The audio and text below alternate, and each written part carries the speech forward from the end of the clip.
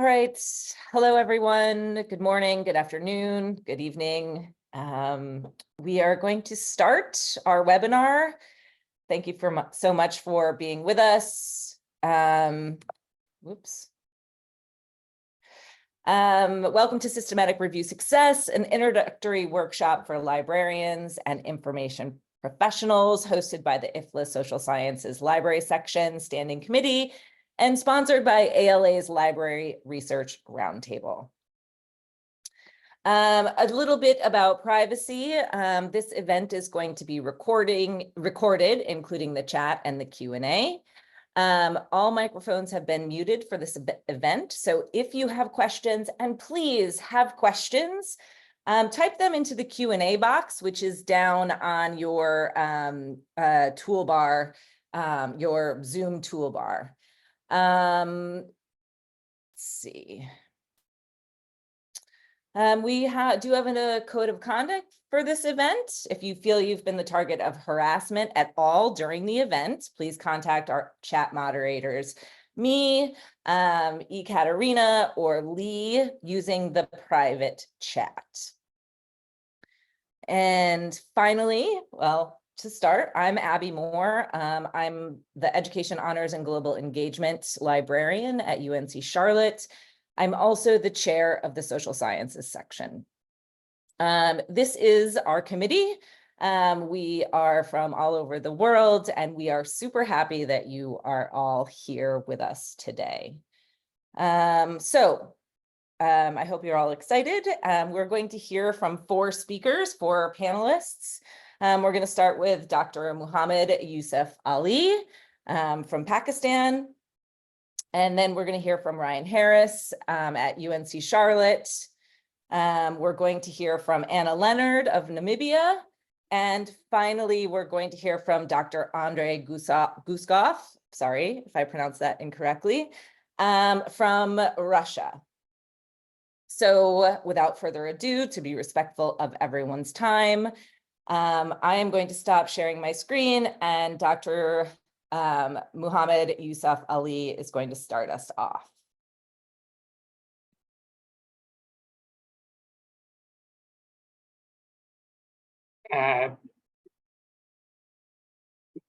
Thank you, Abby. I welcome you all and IFLA Social Science Library Committee. I will talk about the systematic review in the realm of social science.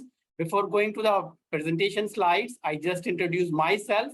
I'm Dr. Muhammad Yousuf Ali, Associate Librarian at Aga Khan University. And working as a reference and research support section since last 8 years. And today I will talk about the systematic review in the realm of social science. Before going to the formal presentation, I just start with my presentation with the quotation of the Lenten weeks. And he said, and I quoted that in the non-stop of tsunami of global information, librarian teach us to swim. And the scheme of today's presentation is, I will introduce what is systematic review, background of the systematic review, and systematic review in social science domain, librarian role in systematic review, steps of systematic review, final criteria, PICO criteria, database literature search, and Prisma flowchart, software for the data extraction, AI-based software tools, and report writing for the systematic review, and finally, some recommendations on this international platform. So, what is systematic review? The systematic review is also known as a literature synthesis, aimed to provide comprehensive, unbiased synthesis of many relevant studies in a single document.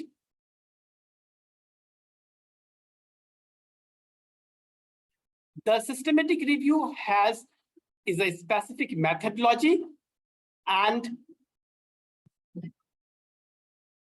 it locates existing studies, selects and evaluates contributions, analysis, synthesis data, and report the evidence.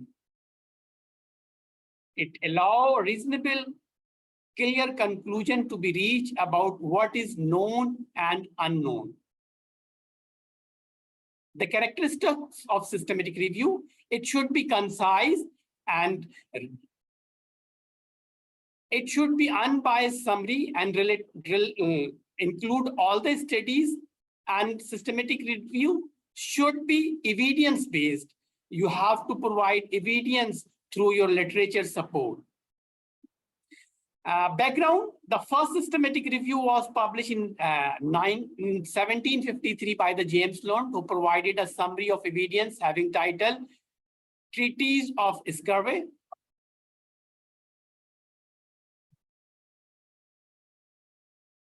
And the systematic review is extensively used and applied in health sciences domain. It gains the popularity in 1980s in health sciences field. It migrated in social sciences in 1930. And in social sciences, it gained popularity after 2001. And systematic review conduct in the core subject area of social sciences like education, journalism, economics, political science, library science, history,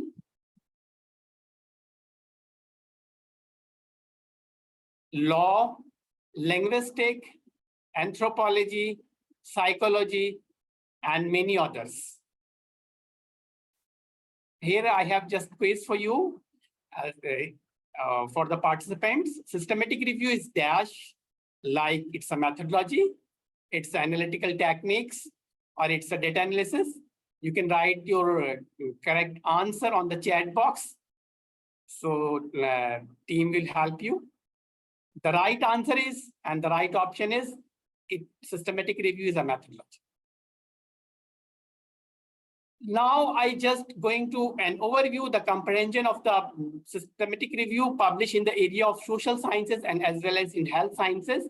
Here you see that the 55.1% covered by in the field of medicine, and in the social sciences we have just only 3.9% systematic review published. This data is extracted from the Scopus database. So here you can see that the comprehension of the different domains like the health sciences domain, medicine, biochemistry, nursing, neuroscience, immunology, health profession, and pharmacology overall 79.5%, and social sciences is covered near about the 20.5%, and 3.8% including the social sciences and rest of the other subject like engineering, computer science, and etc. And here I go to the role of librarians. Being as a librarian, librarian can play roles in a two-way in the systematic review. Number one, support in systematic review services to the library user, like if your user need any support, any help in the systematic review. So being as a librarian, how can you support in this systematic review services to your library user? In other way, being as a early career researcher, if you want to conduct a systematic review, in the second phase, I will discuss that part. How can you become a systematic review researcher? So being as a systematic review service provider, your role as a subject matter expert. Number two, you can help library patron in developing search strategy. Number three, extracting data from the different databases. And you also get the co-authorship in systematic review, acknowledgement from the library patrons if you. And number six, as a librarian, you can manage the data management. As a subject matter expert in the systematic review process, librarian role as an expert in respective topics in an area, and he or she can assist research team as a subject expert, like he can advise which database is used for the different which database and different search engine used for the specific topic or subject area. Number 2, help in developing search strategy. Familiarity with the research terminology and subject heading and keywords. The basic task of librarian is support to the library pattern in developing search strategy with the help of Boolean operator and or not and different truncations. Number 3, extract data from the different databases. Library team also serve the library user to extract the data from the various databases like Web of Science, Scopus, PubMed, ERIC, Google Scholar, and create the library and duplicate the removal. Number 4, co-authorship in systematic literature review. In most cases, librarian role is extensive in literature searching, building in search strategy, extracting data files, duplication removal. Librarians are also offered as a co-authorship in the systematic literature review studies. So if I wish, those librarians provide extensive service and get the co-authorship. Number 5, acknowledgement. Sometimes researchers and authors have also paid acknowledgement for the librarian and library support assistant, them in their publication, article, thesis, and dissertation, and conference proceeding, as well as the systematic review. And number 6 is data management. Data management pool are created in the university's research-based institution. All the systematic reviews save in data management.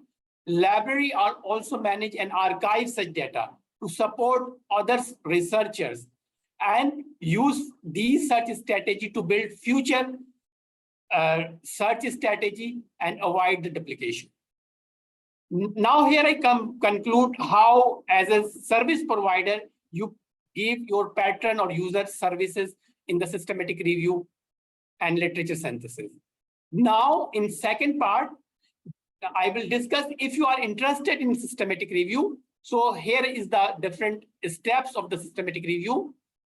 Number 1, selection of topic or topic selection. Number 2, create protocol and conceptualization. Number 3, specific bibliographical search. Number 4, extracting the data. Number 5, screen the abstract and title. Number 6, apprise the studies. Number 7, analysis and synthesis. And number 8, report writing. Here is the diagram, and through this you can understand the topic selection, conceptualization of your topic, or writing a protocol if you are from the health sciences librarian.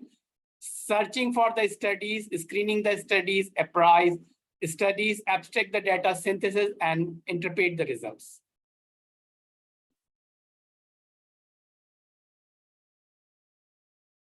The final criteria is for the systematic review.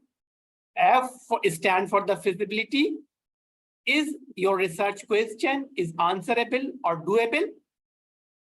Number 2, I is stand for the interesting. When you select a topic, is your research question is interesting for others, and does it fill a meaningful gap in the literature? And for the novel or novelty, is your research question is novel, new, look at the different population. Number E is stand for the ethical, it is ethical, and R is the relevant or practical for the policy or the practice. And then we use the PICO criteria, like PICO is stand for the population, intervention, issue.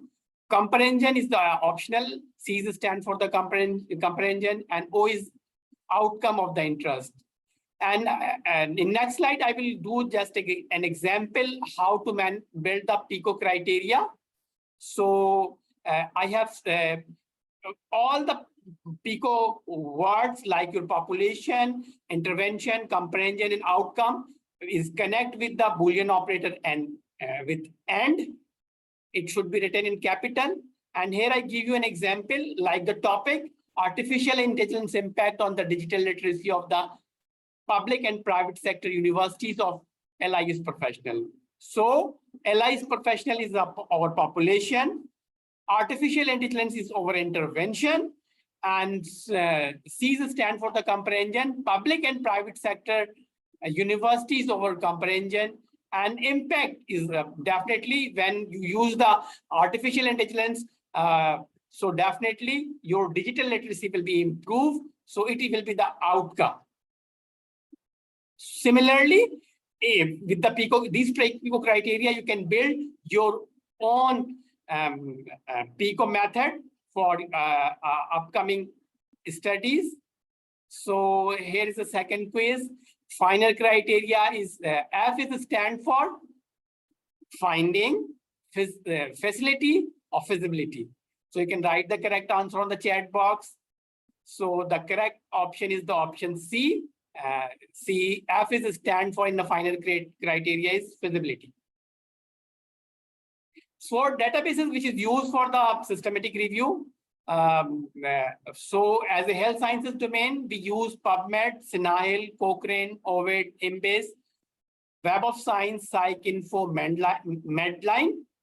For the social sciences, you can use the Google Scholar, ERIC for the educational research, Scopus, Social Science Citation Index, Emerald, Web of Science, ABSCO Social Sciences, LISA, Library and Information Science Abstract, and LISTA, Library Information Science Technology Abstract. Here's the Prisma flowchart, and Prisma is stand for preferred reporting items, systematic review, and meta-analysis. So how can you build the Prisma? When you extract the data, then you can build the Prisma like data extracted from the different records here in the box, the top box, and then you remove the duplication. This is process called the screening. First process called the identification, and then we have screened the records, and then we have used the exclusion criteria, and then we have selected full text, and the last step we have include the number of studies. So you may see that from the 1965 searches, we have just only selected the 17 studies which is related to the our research question or topic. So software used for the systematic review. So EndNote is a subscribed software. You can manage your library through EndNote software. And Mendeley is a free software. You can manage your citation library and references and record extract in the Mendeley library. And Zotero you can also use for the reference management and citation management. Here is here's the quiz number 3 for you guys. So Prisma is a stand dash, is a picture, is a flowchart, or it's a protocol. You can write the correct answer on chat box. So the correct option is Prisma is a flowchart. So I have just introduced some AI-based software. Our co-presenter Andrey will discuss in very detail regarding the machine learning based software which is used for the systematic review. Ryan is one of the AI based software you can use for the systematic review as well as scoping review. And Coevidence is also used for as a AI based software. Research Rabbit you can also use. This is Stellar SR for the systematic review, and as well as the Max Corda. And Apps Tracker is also an AI-based tool which can use for the systematic review. And the last step, if you want to do all the things and build your Prisma, then last step is report writing. And the last stage is report writing of the systematic review basis of your synthesis literature and submit for the publication in reputable journal. So at the end of my presentation, here's some recommendation. Build a data pool for the registry of the systematic review studies like we do in the health sciences, like Cochrane and Prospero, where the health sciences user and researcher and doctors are using, registered their protocol. So in that platform, I just recommended we should also build a protocol system for the systematic review in the social science field. It will helpful for us and avoid the duplication. And the second recommendation in this IFLA platform is that social science databases need more advanced filter, like we use in health sciences filter search engine like PubMed and Ovid. So I will just recommend that Google Scholar and Scooper should add the more advanced filter, like in shape of age and study type. So the researcher can use effectively search. And the third recommendation is that Cochrane online courses is used for the medical librarianship, systematic review librarian. So social science platform, we have also started for the online course, certified courses for the systematic review librarian in the field of social science domain. That would be better. More expert librarian became in the field of systematic review in the field of social sciences. So these are the references which is used in the slides. And if you are interested to help in systematic review, you can connect with my email ID, yousuf12@gmail.com. And as well as if you are interested to do systematic review with me as a co-authorship, so I welcome you all. And at the end, I just want to say thank you, IFLA Social Science Standing Committee, providing me that opportunity to share my thoughts regarding the systematic review in the realm of social science. That's it from my side. Thank you very much. Hi, everyone. My name is Ryan Harris. I'm the Associate Dean for Public Services at the J. Murray Atkins Library at University of North Carolina, Charlotte. And I'm going to be presenting on how we launched a interdisciplinary systematic review service that we're piloting currently right now. And we're calling it a pilot just due to our librarian capacity. So just a little bit about the University of North Carolina, Charlotte. We serve approximately 30,000 students. And when I talk about the interdisciplinary nature of this service, I'm going to be talking about the College of Health and Human Services, which I will refer to as CHHS moving forward. It has 4 major departments: nursing, School of Social Work, Department of Applied Physiology, and Health and Clinical Sciences. It also has interdisciplinary programs in gerontology and data science. It has about 2,800 undergraduate and 1,000 graduate students. And then I'm also going to be talking about the Cato College of Education, which has 2,000 enrolled students and 115 full-time faculty, and it provides both PhD, master, and undergrad level degrees in both schools. So why a pilot program? My colleague Beth Otten, who is our librarian for the CHHS, who I'll be referencing throughout this presentation, was approached by the Associate Dean for research from the College of Health and Human Services. And she came to us because her dean, the dean of CHHS, was interested in her faculty being more involved in systematic review research. So she approached her experience in her previous institution was that librarians had supported this. So she directed the Associate Dean for Research to come talk to us. Myself and Beth Otten did have a systematic review experience before we came to a general academic library that does serve multiple disciplines. We were at Health Sciences Library. So both of us had extensive training and search methodology and best practice of systematic reviews. We had been co-authors on systematic reviews before we moved to this institution. And we had been supporting faculty on campus on an ad hoc basis. When they found out we had experience with systematic reviews, they would approach us to say, hey, can you help with our searches and things like that. But we wanted to do something a bit more formalized with this approach. And CHHS did have some funding to support systematic review research in some capacity, which was really nice. The initial idea that came from CHHS was that they would give a stipend to a few research teams that would do and complete a systematic review like over the summer. My colleague Beth and I did not think that was the best approach due to the extensive nature that a systematic review can take, anywhere from 1 to 3 years. So we kind of decided what would be more feasible. And so what we thought of was that a pilot program that would be more long-term over the course of a year where we would work with research teams was the approach to take. And so that's kind of why we decided to do this in the pilot program. The first being that there were basically 2 librarians initially to support systematic review searching. So with the pilot, we decided that we would support up to 6 research teams during the fall semester of 2022.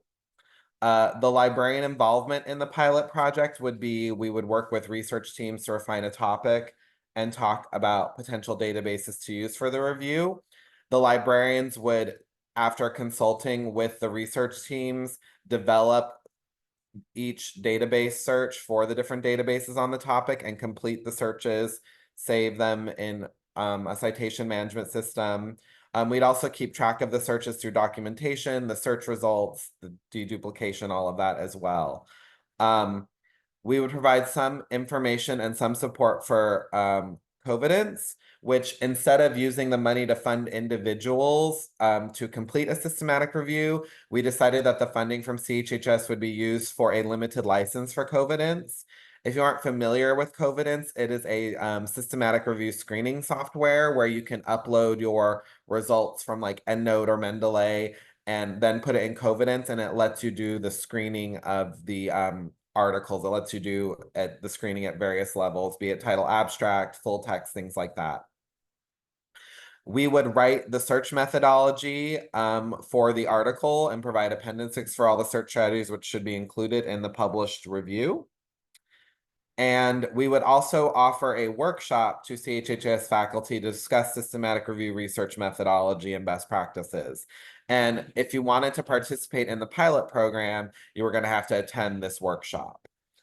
And just a little bit more about covidence. We did a limited license due to just the budget we had. So we have about 50 reviews with our license.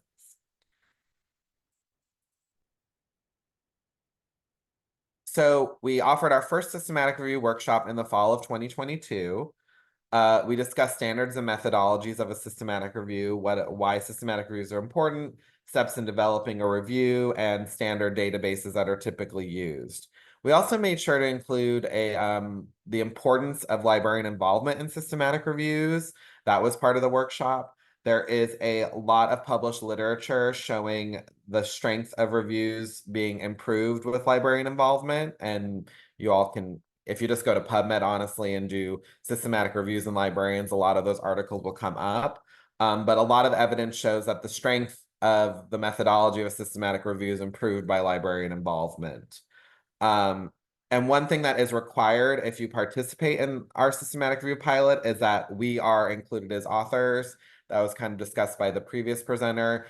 Sometimes faculty can be hesitant to include librarians as authors, but this is a required part of the pilot program just because of the amount of work we're doing in the process. And we are helping write the article as well.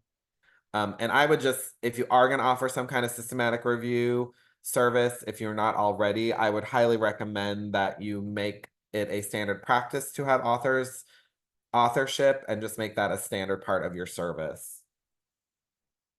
So after we did the workshop, faculty who are interested in participating in doing and completing a systematic review could submit a proposal, and they had to include their research topic, their research team, and an expected timeline. And we did think this is just another best practice. We wanted them to have a research team. You can't really complete a systematic review by yourself effectively. That's just our point of view. So kind of giving the team was part of the requirement of participating as well. And then after people submitted their proposals, the librarians who were myself and Beth Otten and the Associate Dean for Research selected the research teams, and we started working with them. So we started that in the fall of 22 and 2022. And then in the spring of 2023, the Associate Dean for Research at the College of Education reached out to Abby Moore, who you met earlier, who is our education librarian, about participation of education faculty, because a lot of education faculty are doing this level of research. So I kind of talked to the folks at CHHS, and they were willing to let folks participate in the pilot program as well and have access to covenants. And we determined that we could support up to 3 College of Education research teams during this initial pilot phase. One thing that was nice is that Abby, who you met earlier, was interested in this type of research. And so I kind of started working with her to train her in systematic review methodology, and she actually participated in the IMLS Evidence Synthesis Institute, which gives training on best practices for evidence synthesis research. We also did provide a similar workshop to the College of Education faculty who were interested in participating in the systematic review pilot. And that was focused more on resources and examples that were applicable to education disciplines. So we were maybe talking less about PubMed and talking more about ERIC or Education Research Complete, things like that.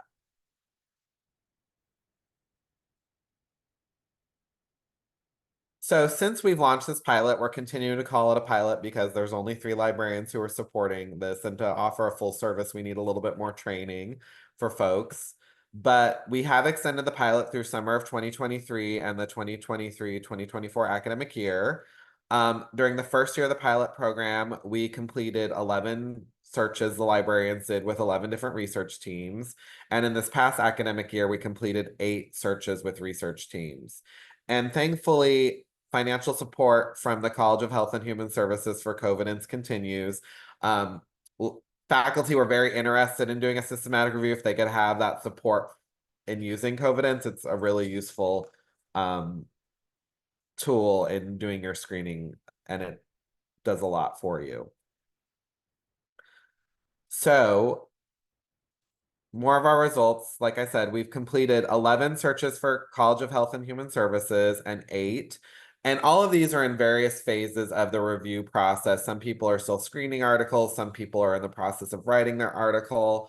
But we have had some positive results in that a poster presentation was accepted at a professional conference. 4 articles have been submitted for publication already, and 1 article was published as of June 5th, 2024. So our first article through this process, which this is a long process to do systematic reviews, has been published. So that's kind of exciting as well. And in addition to the pilot program, the librarians on campus do support other research teams who are interested in systematic reviews. And they just maybe didn't want to participate in the pilot for various reasons. They may not be part of the College of Education. I'm working with someone from psychology right now, for example. Or some people just didn't want to use covenants and things like that, but they did want librarian support. And we kind of apply the same standards to that support, even if they're not officially part of the pilot, where we do the searches for them, we document everything, and we help write the methodology and are included as authors. We have had a few people who had heard about covenants and were like, hey, can we have access to it? And we've let like 3 research teams who maybe did not participate in the pilot access covenants with approval, but with the criteria that librarians would be part of the process to support them. And I just wanted to give you a brief overview of some of the topics covered, just to kind of really show the broad nature of the interdisciplinary nature of this pilot. Provision of prep in African American women, building teachers' capacity to teach computing and computer science, health disparities among adults living with multiple sclerosis. I won't go over all these, but as you can kind of see, we're covering a wide range of topics through this program right now. So our next steps, we're actually going to continue the pilot phase. Tomorrow we are doing our webinar for the summer session. We're looking to train additional librarians to make this more of a long-term and sustainable library service. And hopefully the campus can support covenants at a larger level instead of just the 50-seat one. And we actually have a librarian retiring who is our science librarian. And so I've actually updated that position description to reflect that we would like them to work on systematic review. So this is like, that's one step. I'm kind of thinking strategically what positions can be supporting this position more long-term. Thank you. Here's my email, and I think the slides will be shared with you, and I look forward to answering any questions once everyone else has given their presentations.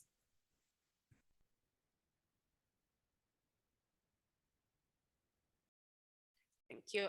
Good day, everybody, and thank you for having me. Thank you. There we go.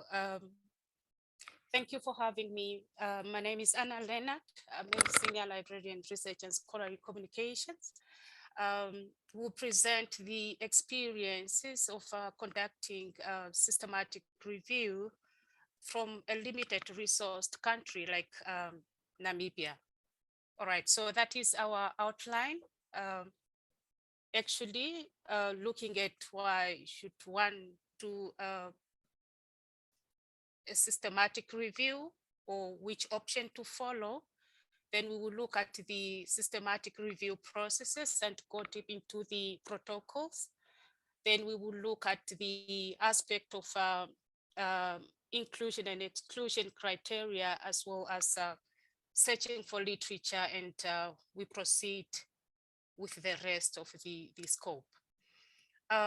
Here we have the aspect table that is helping us to decide whether we want to do a systematic review or a scoping review, because in most cases, systematic reviews are being confused with the narrative reviews, and sometimes even with the systematic searching of literature. So at times you find researchers coming to the library requesting to help with the systematic review, but generally it is actually the aspect of just the searching for literature and not necessarily the systematic review. So, and systematic review, as the name entails, it is actually a systematic synthesis, searching, selection of literature in the field, and of conducting systematic review studies, which actually have quality assessment of chosen studies within the process. And also it has to have developed protocols that will guide the whole process of conducting the review with inclusion and exclusion criteria. So the main idea is actually to confirm or inform current practice, identify new practices, and also to actually inform the policy decision making. Unlike the systematic review, which is more broader in scope, and the aim is actually just to identify the themes and analyze trends and gap in literature.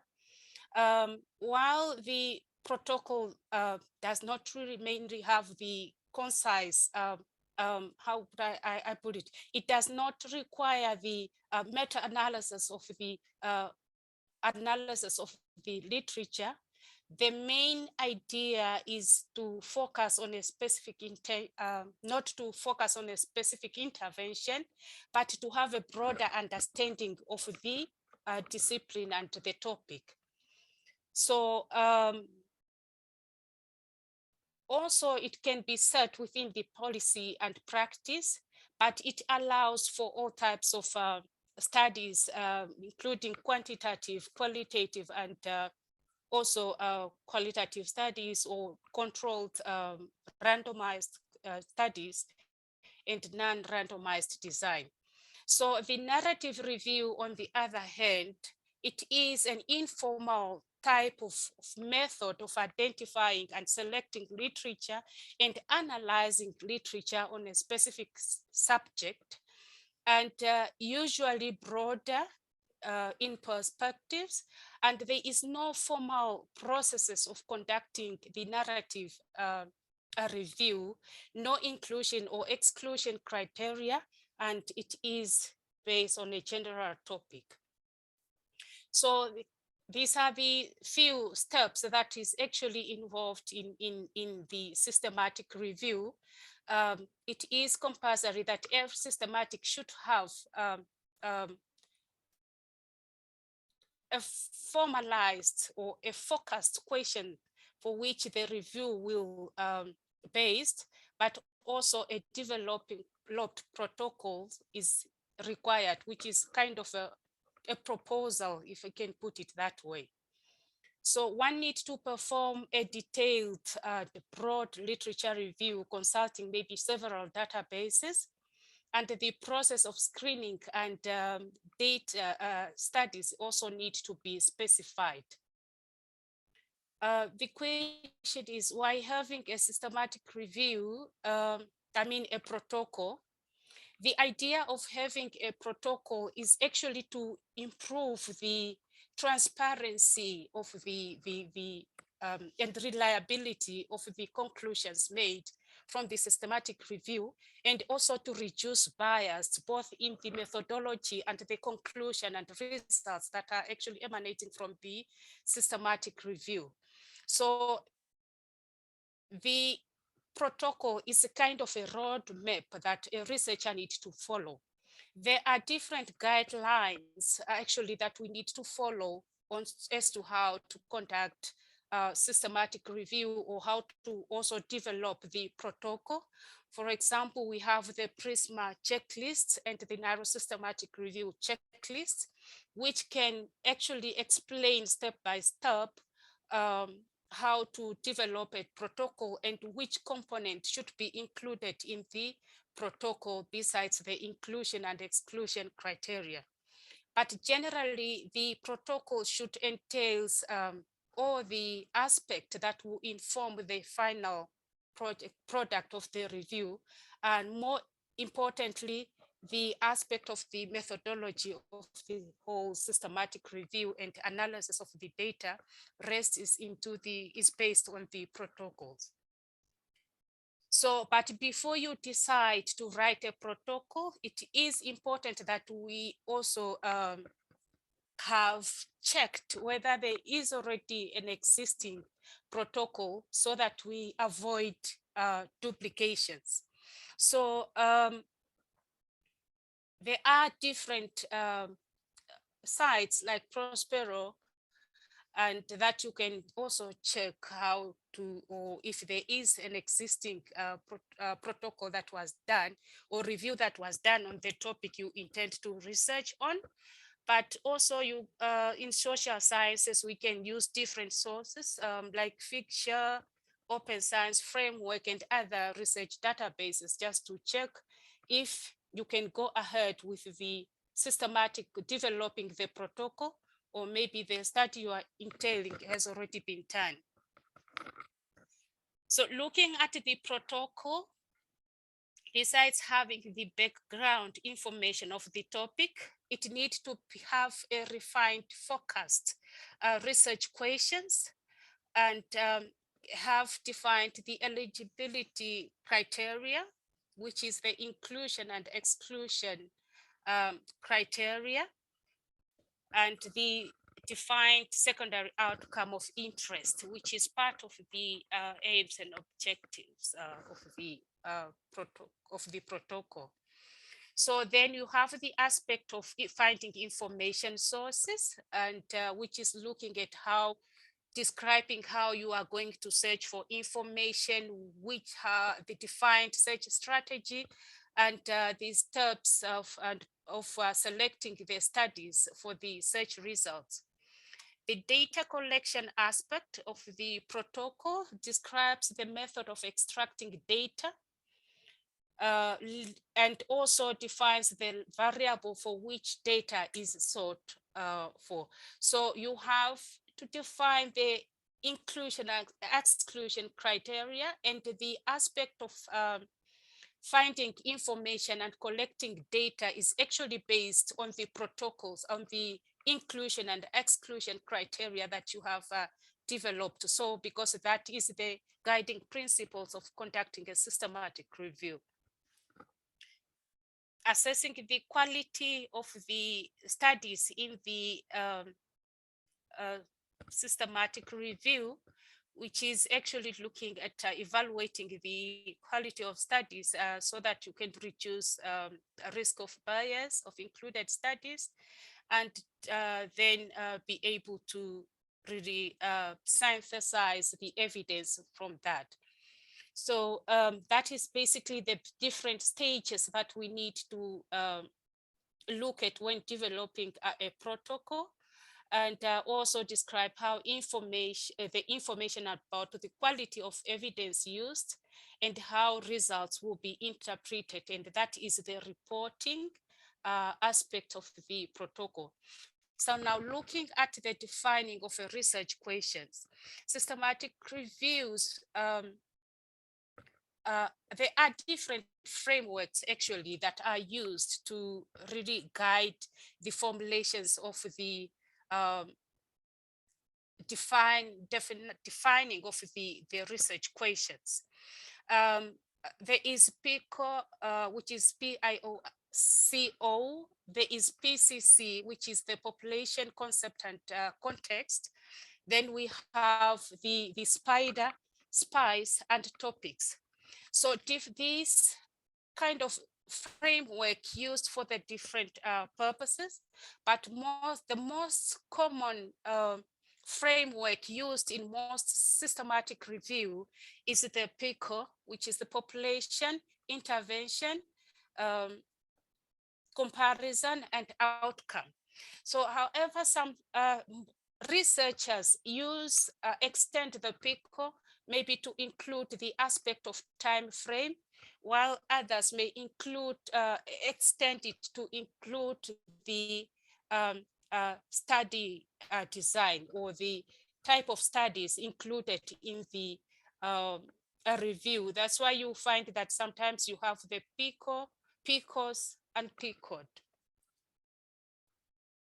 So that is just the example of a topic. What are the look of the question? What are the effects of the overparenting on emerging adult development? I put the developing countries in parentheses as an optional, but that topic can also be reformulated to another type of focused research questions to say, is there gender differences on the effect of overparenting on emerging adult development? So that is just an example on kind of formulating the research questions. So the inclusion and exclusion criteria could actually take form into two categories, where we have the eligibility of studies based on the population, which is looking at the target population of the study, or looking at the effect and the related variables, and also looking at the study design, for example, the cross-sectional studies or longitudinal studies, or what studies are you actually going to include in the review process. However, the inclusion and exclusion criteria can also be based on the actual publications, where one could look at the year of publication as defining the scope, maybe from 2020 up to 2023, or the language of publications, or the type of publications. For example, if you want to include peer review or grey literature, or managing the report systematic review processes. So from this study that I have just explained now on the overparenting, one could say that maybe including emerging adults, maybe late adults from 17 to 29, or could include maybe studies that are discussing that have actually one measure of overparenting, or more measures of overparenting that need to be defined, or you would maybe include studies that are only discussing, have both genders in their population, and exclude the one that are discussing maybe about on one gender. So these are the example, but also the exclusion could also be publications prior to maybe 2013, or publication discussing one gender, male or female, or publication discussing the behavior of behavioral parenting or other languages. But it could also be contextual, where one could say that maybe would only include studies of the developed countries and exclude the developing countries. So, but one could do a comparative for the two regions. So literature searching, especially in social science systematic review, is quite challenging because of the limited standardized subject headings used. But the aspect of literature review in this protocol, one need to specify which databases are you going to use. We're going to include local and regional databases, more especially from the African context, where much of our literatures are not covered in the international space. Which bibliographic indexes are you going to cover? Are you going to include the preprint and gray literature in your systematic review studies? Are you going to include maybe institutional policies, for example, and that also need to be defined? So the search for systematic review should actually be based on the research questions that you have developed in the previous stages, and also the inclusion and exclusion criteria informs the development of systematic search strategies. Constructing a search strategy could be complex, especially in social sciences, where we do not really have maybe standardized subject headings, and it is mostly multidisciplinary kind of a field.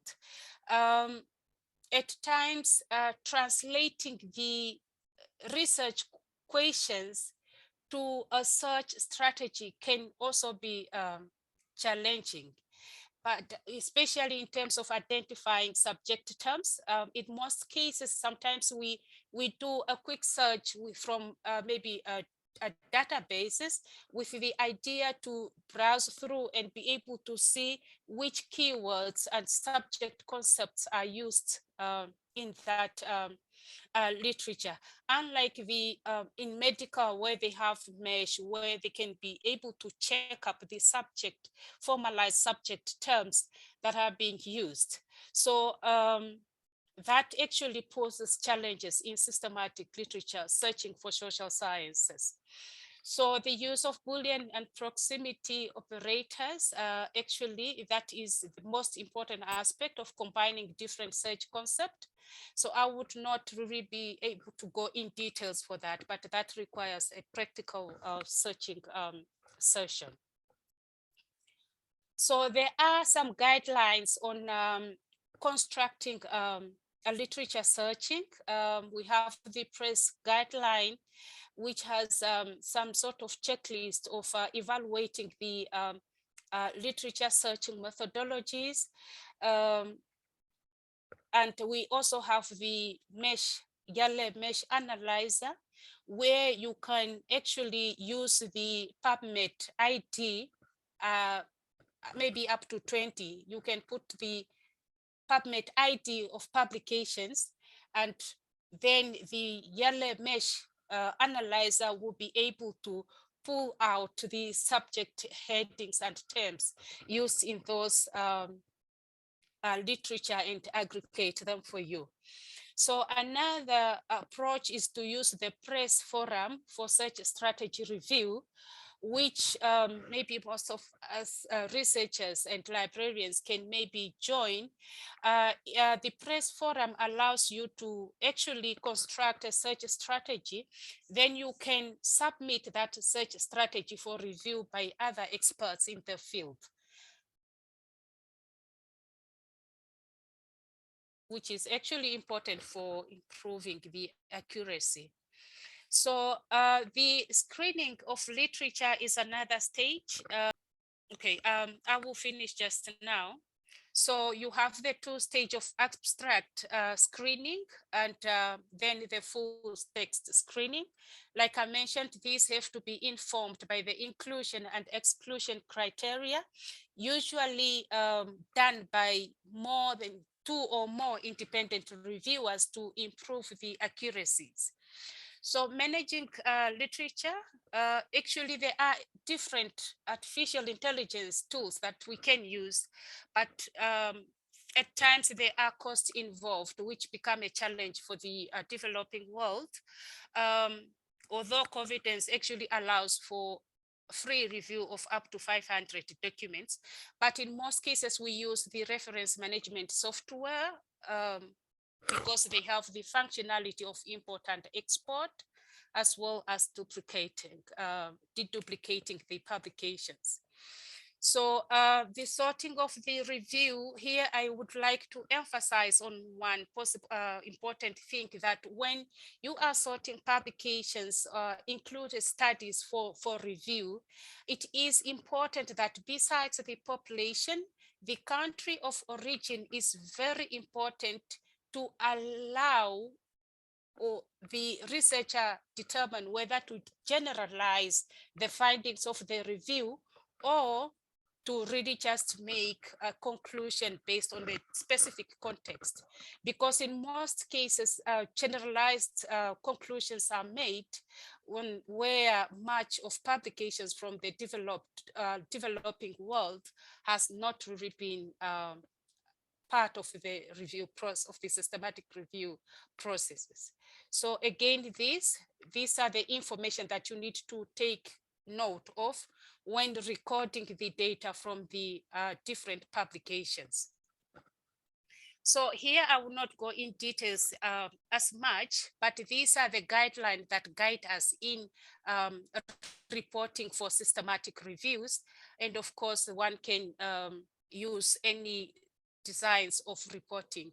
So this is the Prisma flowchart, which is actually the recording the whole actions of the systematic review. The challenges of limited access to published resources and gray literature in Africa remains the problem, because some of the gray literatures are not yet out there, but they are in certain institutions. So the language barriers, limited skills and capacity. Some researchers come, they do not even have the inclusion and exclusion criteria defined. They do not have equation defined as yet, but would like to do the systematic review. So what can librarian do? We'll share the presentation at the later stage, but also included the checklist of how the librarians can support systematic review at the reference list. And I think I'm really have to end here because the my time is up. So thank you so much. Good day, everyone. My name is Andrey Guskov. I will speak about how large language models can revolutionize the process of writing scientific reviews. As a starting point, let me share some observation. Writing literature reviews is a bit like training a large language model. Both can involve hard moving through vast amount of text and occasionally feeling like you're barely scratching the surface. But actually, this movement creates the difference between before and after. So let's start.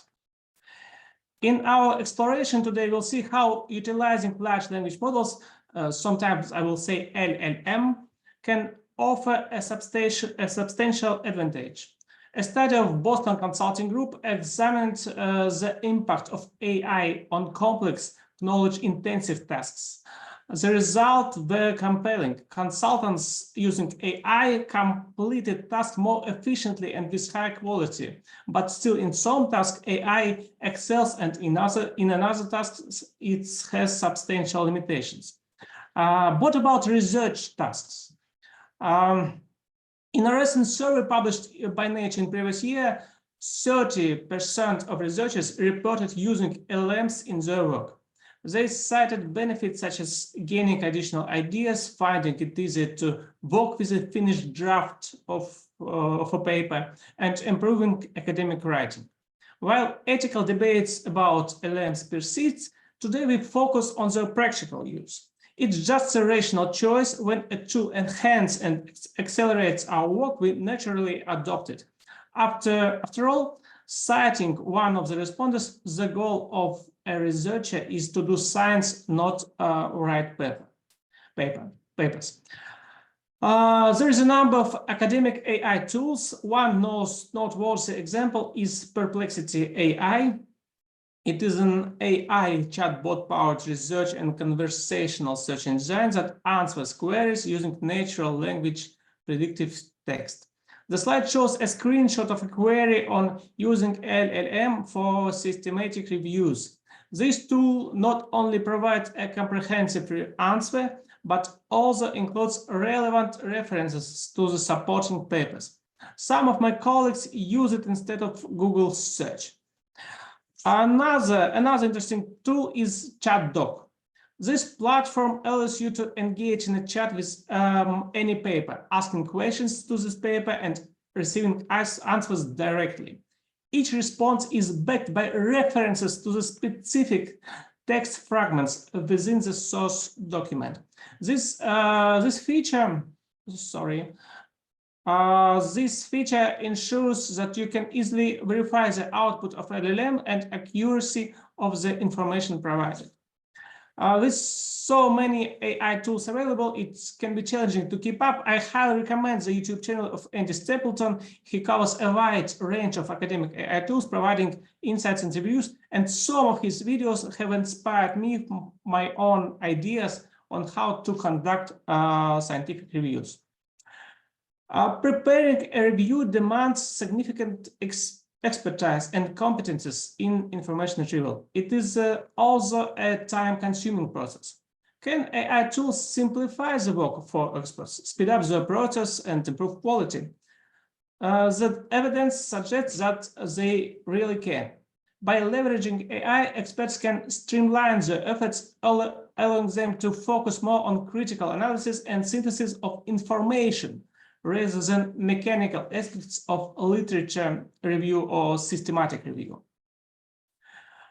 Actually, the first AI-written scientific review was published in 2019 by Springer. Its author, beta writer, is a machine learning algorithm. This milestone was dedicated to exploring the feasibility of generating such text. Fast forward 5 years, and these tools have become significantly more intelligent and more accessible. These advancements in generative AI have opened new possibilities for automating parts of the review process. Creating a scientific review involves at least 8 essential stages. It starts with goal setting, where the research questions are identified. There was reports about it today. Next, a comprehensive search for publications is conducted using databases like Web of Science, Scopus, and Google Scholar. Then screening follows, selecting the most relevant studies, after which full texts are loaded for the selected publications. The next big stage is retrieving, where answers to the research questions are extracted from this text. Summarizing involves organizing these answers into coherent chapters. The review is then assembled into a draft, which undergoes expert verification and revision during the editing stage. During the review process, authors typically encounter several questions like, is the publication fit for the topic of the review, which results of the paper correspond to the research questions, how to summarize selected research, and what are the promising areas of research. In fact, there are certainly more questions, but we'll look at this for an example. Can large language models help to answer these questions? To determine if a publication fits the topic of the review, we can leverage LLMs effectively by creating a prompt that includes the research questions, title, and abstract of the paper. We can instruct the LLM to evaluate the publication relevance to the review, to the topic of the review, of course. Example of this prompt is on the slide. LLMs excel at this task, especially when dealing with large selections, as they do not tire from monotonous work as human does. Cyclic launching of such prompt from the program through LLM API allows to process a sample of 1,000 publications in an hour. Similar to the previous case, LLMs can search for answers to particular questions within a given text. Retrieve augmented generation, so-called RAG technique, enhance this process by providing references to the fragments containing the answers. Tools like ChatDoc, which I mentioned before, good at this task, ensuring that each answer is backed by precise references, thus improving accuracy and reliability of the review process. Once we have answers to a specific question from multiple articles, we can ask an LLM to summarize these answers and retain the original references. This allows for the integration of disparate results into a cohesive text. Although the output will still be a rough draft, it significantly saves the expert's time by focusing on key points and eliminating the need to read many irrelevant texts. The stage of review preparation, which I mentioned earlier, are highlighted in yellow on the slide. Initially, the expert determines the research questions, which forms the basis for one or more research queries in database like Web of Science or Scopus. And this search yields a sample of publications, which often contains many irrelevant work. So this slide is about how can the review preparation process look with LLM. At the third stage, LLMs can be used to filter out only those articles whose relevance is evident from the title and abstract. And for the reduced list, the file text are then downloaded. While this process can be partially automated, many articles are behind paywalls and still will need to be downloaded manually. Now we come to the most interesting part. Using LLM services, we can pose each research questions to every publication and obtain numerous responses. For instance, if we have 100 publications and 2 research questions, we will generate 200 responses and 200 answers on these questions. Some of these responses will be substantive, providing valuable insight from these papers, while others will indicate the absence of relevant answers to specific questions. The obtained answers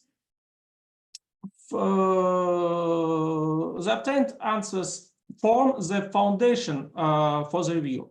The next step is to group these answers by research questions and give the LLM service task to summarize them. This process involves retaining the most important points and discarding secondary information. It is possible also to define some logic for grouping the answers, such as similarity of results or other relevant criteria. The summarized text from the previous stage can essentially serve as a standalone chapters. By simply combining these chapters, we can compile the final review. At this stage, LLM service can also be used to generate the introduction and conclusion sections. The resulting draft is then passed to for the further work. It is crucial to emphasize that this is just a draft. Responsible expert must accurately read it again and again, verify the facts, and probably make substantial revisions before considering publication. It is still requiring time, there is no magic. However, significant time saved through automating the draft preparation, and it allows experts to focus more on critical analysis and refinement. Currently, we cannot fully trust LLMs as they can sometimes generate hallucinations. However, the outputs can be verified. For each statement, the expert should and even have to trace its origin.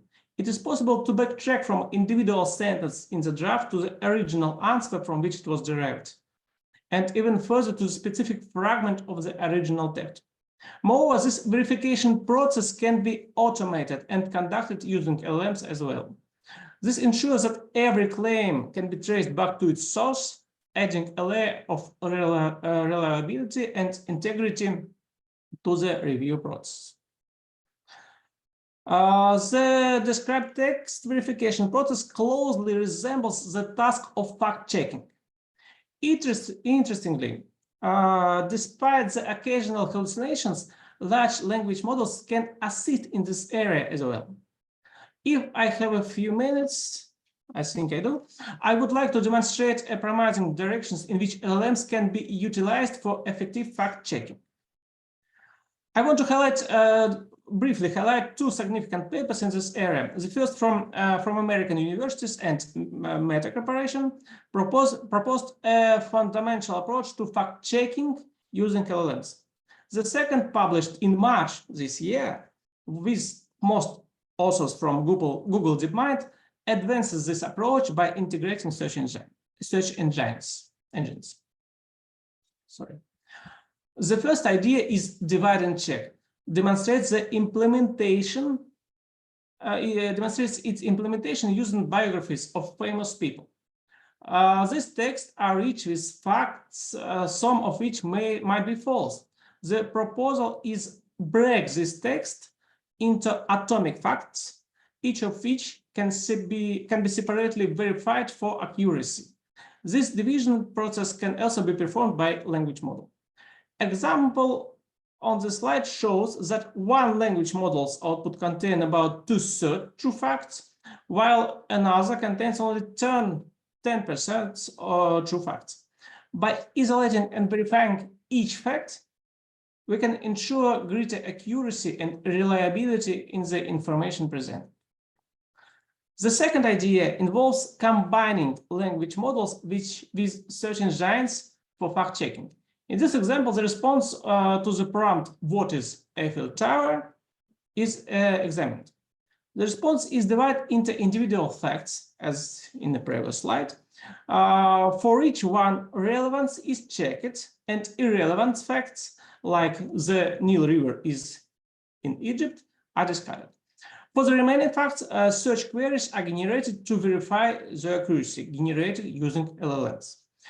This process confirms two facts and disproves a third fact.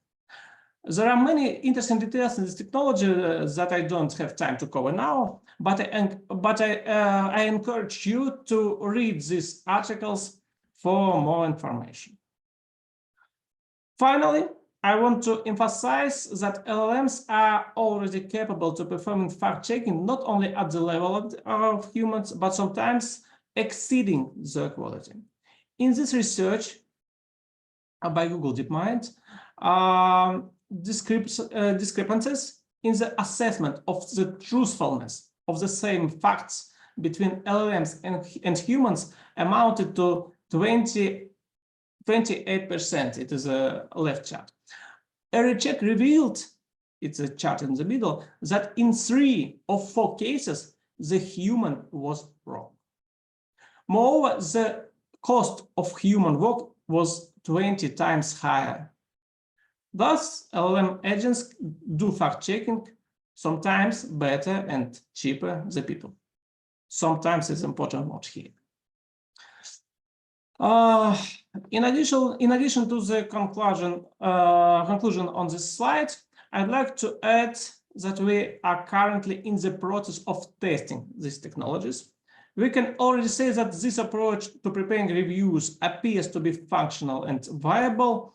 And the question remains how well the final product will meet the expectations of the experts. I hope we will not disappoint them. Thank you for your attention. I am happy to answer any question you may have. Thank you. Wow, thank you, Dr. Guskov, and thank you to all of our presenters. I'm going to invite them all to the webinar, to the screen now, so we can perhaps answer some of the questions that we have in the Q&A. I'm going to start with this first question for Andrey. I assume that the images you used of robots writing were AI generated. If so, which program did you use and what were your prompts? It's an interesting story. About 6 months ago, I tried to generate a robot that writes on the typing machine. And I can handle to do this in several engines, like Midjourney or DALL-E. And now when I prepare to the seminar, the technologies move further, and this is really possible. These images are generated in DALL-E. Okay, thank you. Since yours is the last presentation, I'm going to ask you another question, but attendees, feel free to put any question you have for any presenters in the chat. So Andrey, as far as I understand, LLMs tend to give slightly different answers to the same question every time you query them. How can we assess accuracy if this is indeed the case? Yes, it is really so. It's maybe an advantage and disadvantage because, in fact, different experts for the same question gives the different answer. So you can collect several answers from the same or different large language models and choose how to combine them in some general judgment. Thank you. Were there any questions that we haven't answered? If you wanted to put them in the Q&A, that would be great. Ryan, will you talk briefly about not having Scopus and how that impacts our systematic review services? I mean, we would like to have Scopus, it's just not in the budget. In some cases, I shouldn't be saying this, if a search absolutely needs Scopus, we might reach out to a friend who has access to it, and I'll leave it at that. But you did not hear me say that, even though this is being recorded.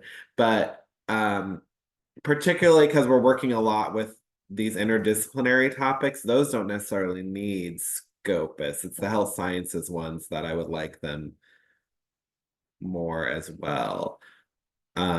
So yeah. And that's like probably out of we have a wish list that always goes on for resources, and I'd say that's probably the top wish list item. It's just, you know. And I think having Web of Science and we search that kind of balances out a little bit too, because some people have Web of Science or Scopus, so that's another thing to consider. I did share the citation in the Q&A, Carla, so hopefully you can get it there. Yousuf, it seemed like you wanted to add something. If you wanted to unmute, go ahead. About some of our colleague asked about, some participant asked about the coevidence and Ryan. So both are the same characteristics. I use both the software, but I recommend the Ryan. Ryan is more speedy and by frequently use sort out the articles in a quickly manner. This is the question some participant asked with me, so I just respond that question. Any question? And someone asked about the Cochrane registration in the social science for the systematic review. So Nelson is asked that question. So my answer is that as a respond by the Ryan as well, you can register your protocol, Open Science Forum, OSF, Open Science Foundation, OSF, and as well as Social Science Review. And Prospero, I will not recommend it. This is basically for the health sciences. Last month, I have tried to register the protocol of social science on Prospero, so they have denied to register that protocol. As I have recommended that at this webinar platform, we should establish a systematic review registration forum for the social sciences, so that study can be popular and all around the world, and duplication can be avoided like the health sciences, because the researcher has time consuming in their research, but it will duplicate from different part of the studies, or the same studies being conducted in different part. So we should avoid if you have made a specific protocol database for the social science studies, like Cochrane and Prospero. Thank you. There were several questions in the Q&A about Google Scholar. If anybody has any remaining questions about Google Scholar, go ahead and put them in the Q&A. We have a couple minutes left. There is one question: does Rayanne still have issues with accessibility for red-green color blindness? I'm not sure. Does anybody know the answer to that? May I give the answer of Google Scholar? Sure. Yeah. Some of participants asked about the Google Scholar. Google Scholar framework as a research framework is very low, and it doesn't have any filter like the PubMed and the OVID, like the health sciences databases. But Google Scholar have a capacity. They have safe various gray literature like thesis and dissertation. So when you run your search strategy or sample search strategy on the Google Scholar, so you can retrieve the report, thesis, and dissertation. So I recommended those researchers who wants to add gray literature in their systematic review. So Google Scholar is the good platform. As my third recommendation is that, second recommendation is that, like the Google Scholar and the Scoopers should add more filter to support the social science researcher, because they are indexing very top, very much article from indexing and non-indexing side. So if any researcher who wants to include that studies, so if you have add the filter, so it will more useful for the researcher. Thank you. So it's 11:29 and our webinar ends at 11:30. I would like to give a hearty thank you to all of our presenters for taking their time and their expertise to share with us about evidence synthesis and systematic review success today. Thanks to our attendees for being with us for an hour and a half from all over the world. We are thrilled that you took the time to be with us today.